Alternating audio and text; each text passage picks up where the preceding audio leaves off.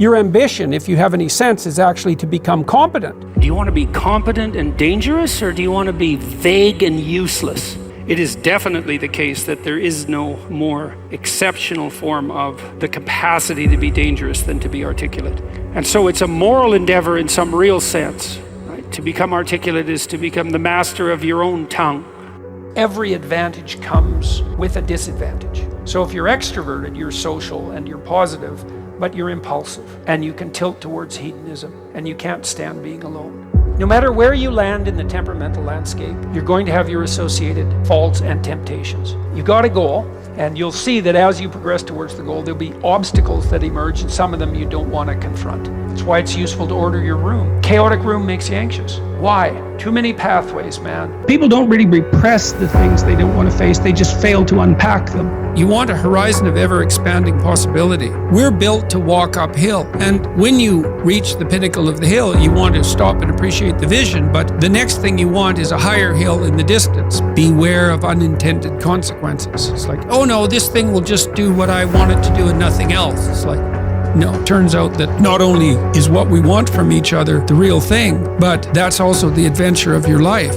And so if you aren't truthful, and that means, unfortunately, especially at the beginning, when you start to be truthful, it means deeply coming to terms with your inadequacies in humility. So it's very painful. Without that, you don't have the adventure of your life. You have the role that you've acquiesced to, and that'll take all the meaning out of your life. It's good for you to go take your place in the world. Have some ambition, have a vision, have a goal, have a strategy. Try to be a good person, not because it's your duty precisely, because that's the proper way to live. You sit on the bed and say, okay, man, I'm ready to learn something. What's one thing I'm doing wrong, that I know I'm doing wrong, that I could fix? You meditate on that, you'll get an answer. You grow in proportion to the weight you take on voluntarily. And it's also true that we have no idea what the upper limit to that is.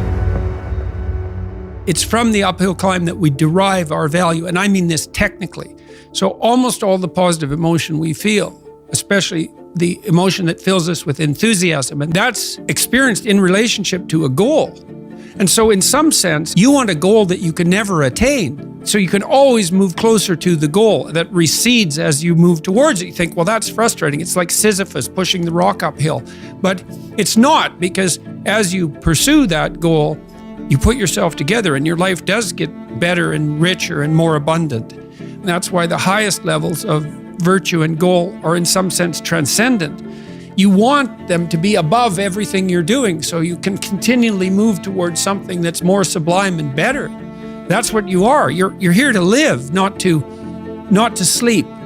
And the problem with the vision of Mai Tais on the beach is that, well, first of all, that's a vision of drug-induced unconsciousness. Second, it's only going to work for about a week. Third, you're going to be a laughingstock in a month and depressed and aimless and goalless.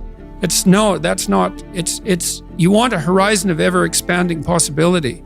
And so it does happen to people because they've staked their soul on the attainment of an instrumental goal.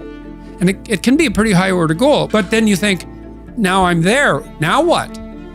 Well, the answer can't be, well, I'm going to live in the lap of luxury and never have to leave the face. What do you want to be, a giant infant with a gold bottle? You never have to do anything but lay in your back and suck? It's like, you see the problem with that as a conceptualization. It's no, you want to be like an active warrior moving uphill with your sword in hand. And that's dynamic, that's exciting. People are afraid of the truth because often if you reveal it, it causes conflict in the moment. Telling the truth is definitely an adventure. Seeking for sure, but also telling. Another way of going about it is to just say what you think and see what happens. That's an adventure, because you don't know what the outcome is going to be. So look, there's this old idea that it's necessary to have faith in the truth. And so here's a way of thinking about that. Someone asks you a question and you might think, well, here's the outcome I want, and so here's how I'm going to answer that question. So that's one way of approaching it. But another way of approaching it is, you ask me a question, I'm going to think about the answer, and I'm just going to tell you what I think. And it doesn't matter what the outcome is, because I'm willing to see what the outcome will be, predicated on the idea that there isn't a better outcome than the one that truth produces. Even if it's harsh and terrible in the short term, and sometimes it is, it's like there isn't a better way of doing it. Now, You might say, well, how do you know that? And the answer is, well, I don't know that. That's why it's an article of faith. Because I believe, and I believe this deeply, the being that you produce as a consequence of telling the truth is good, by definition.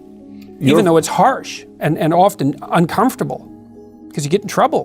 One of the things that I've really learned recently, or learned to articulate better, is that there's a very tight relationship between aspiration and responsibility. The first question might be, do you need to aspire to something? And the answer is, well, yes, because you have to do something. If you just sit there, you'll die. You can't just sit there. You have to go act out in the world. Okay, so act towards what? Well, that's whatever your aspiration is. You have to have an aim. Okay, well, what should the aim be?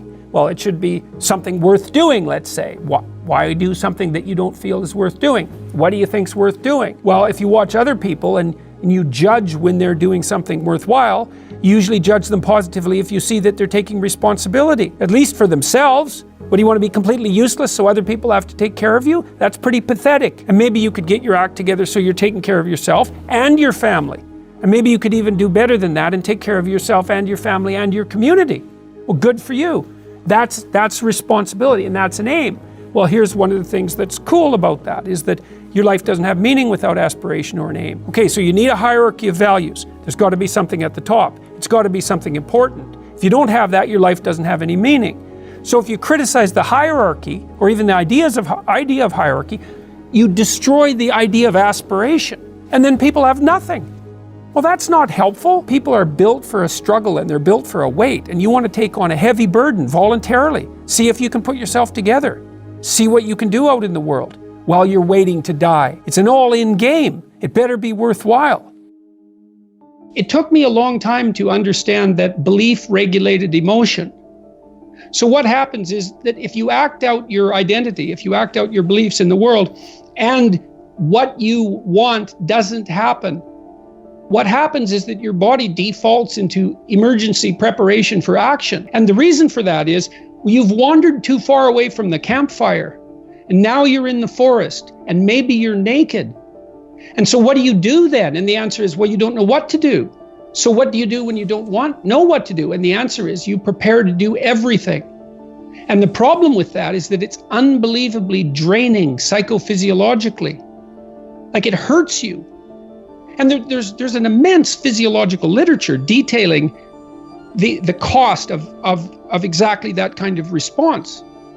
People stay where what they do has the results they want. That's partly why you want to be around people who share your cultural presuppositions. It's very hard on us not to be where we know that what we want is going to happen. We hate that, and no wonder. There are varying degrees of that, obviously. You can really be where you don't know what's going to happen, or you can only be there to some degree.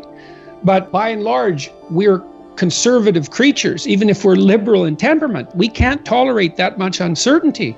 You might ask, well, why? And the answer is, well, because you can be hurt, pain, you can be damaged, you can become intolerably anxious, and you can die. So it's no wonder you're sensitive, or very sensitive, to negative emotion.